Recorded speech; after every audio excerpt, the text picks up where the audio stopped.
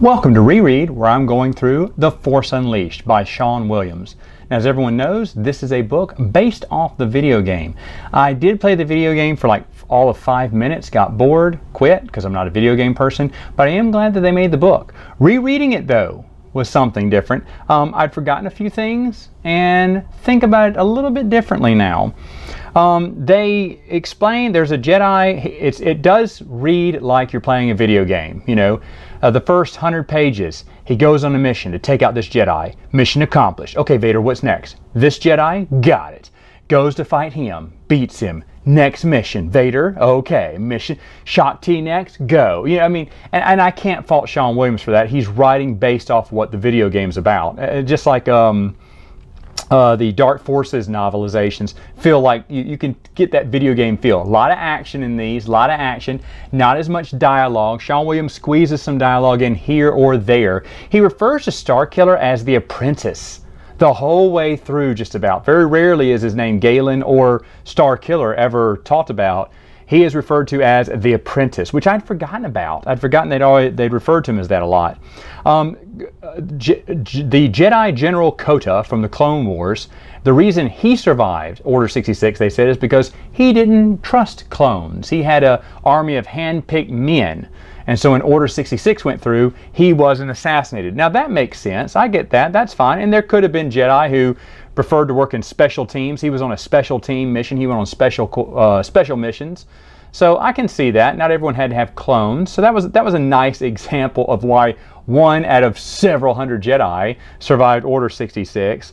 Darth Vader does mention to Starkiller that Shock T is one of the last remaining members of the Jedi Council. I don't remember her being a sitting council member in Episode 3. I could be wrong, but I don't remember that. Now, basically, if you've played the video game or read this book, you know the gist of it.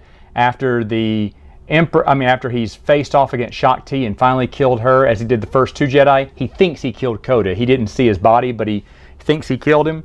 And Starkiller comes back. Now is he ready to face the Emperor? No, the Emperor's there. Oh no. He says, Vader, kill him, you know. And so Vader has to kill him. Well, the thing is, you know, the Emperor, it was all set up just to get rid of the Emperor and whatever off his back. So Darth Vader goes, don't worry, we're still in the plan, but now I need you to what was it? To run a distraction for the Emperor by forming a rebellion. You know, no small feat. Just grab a bunch of people who are enemies of the Emperor and band them together against the Emperor, so the Emperor's focus will be on that, so we can attack the Emperor and win. So that's Starkiller's new objective. Now he has a droid with him called Proxy. Proxy, I remember, was fun. He's always apologizing for not being able to kill Starkiller. Starkiller gets to fight against Anakin Skywalker, Obi-Wan Kenobi, and all, you know, Darth Maul, even though they don't call him Darth Maul. All these characters, because Proxy can put a holo image over himself and pretend to be anyone and fight in that style. But because he doesn't have the Force, I think Starkiller eventually realizes that Proxy will never kill him because, you know, it's just not the same.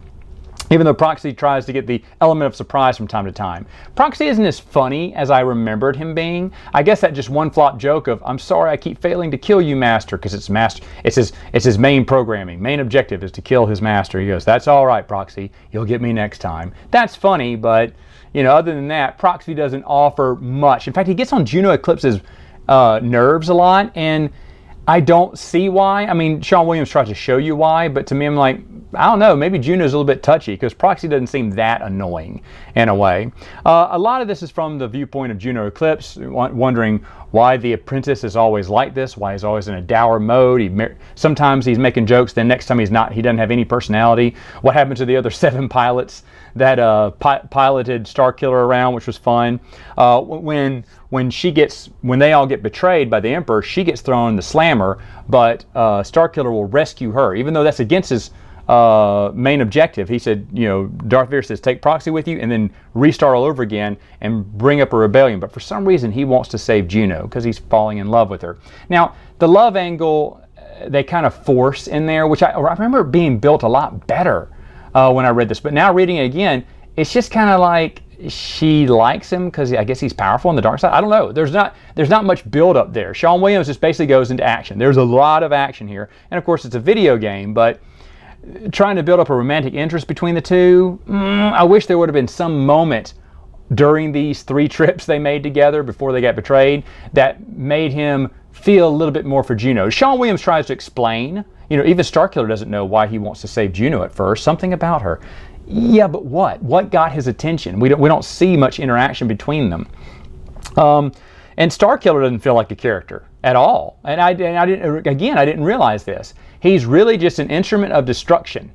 That's all he is. He doesn't have really that much of a character in the first book, and not much in the second book either. Does he have to? No, not really, I guess. But again, I just kind of did not notice that the first time around. Now, Starkiller finds Darth Vader at the Death Star, sacrifices himself to let the others escape, and a rebellion's formed from his family crest at the very end of this all. Kind of skipping to the end here. But I wanted to talk about this because I remember his family crest being the rebellion. Okay, that's fine. It explains how the rebellion got their symbol. All right, and then how the rebellion started. But then I realized if this was on my list this early in the timeline, this is totally off. This deserves to be way into the future, and I'm going to move it on my timeline because Princess Leia is old. She's like 18, I think, or 16, 17. She's up there now. So it's getting close to where Episode 4 is about to take over. So you have to push this back way, way, way past some other adventures. So I don't know why I had it this far back, but I guess I just thought the rebellion had been around a little bit longer than 2 years. But this is where Bail Organa, Mon Mothma, General Garm Belibis. So there is some tie-ins to the other, EU that's out there. I wish they would have tied in more. Did they have to? No. But these books, and the book is enjoyable. Like I said, this is where he fights the Rancor, where he jumps inside of his mouth. I forgot about this. Fries the inside of his mouth, and basically his brain and everything. It's a really cool scene. He uses the Force to crash the Star Destroyer. He's got these immense feats of Force use, which is really fun to read about, and it's action, action, action based off the video game. Again, I don't mind it. It's not a bad book. But I wish they would have tied in some more EU with it. But of course, this is for people, and I'm thankful for these books. I wish they would have made every video game into a book, because people like me would have bought it to understand more what's going on, who doesn't play video games. And people who play video games are like, ooh, these are good books. Did they make others that connect to this? Unfortunately, Starkiller isn't mentioned, as far as I remember. He may be mentioned here or there, but he's not much into the EU outside of Force Unleashed. And I kind of wish he was a little bit more, because it just, it feels like, oh, yeah, this is one guy we've never heard of before that basically started the rebellion, and no one mentions him since. That doesn't make sense to me. Now, I know this was written later on after so many books about the rebellion already been written, so it's hard to kind of force a character in there. And because you're making it off a video game, I get it too. But at the same time, I feel like there were some missed opportunities. So again, not a bad book, not as good as I remember, but I can't fault him because we're just writing based off a video game story, which isn't bad. So if you're a fan of the video game, you probably enjoyed the book, which is fine. Or maybe you didn't. Let me know in the chat below, and see you next time.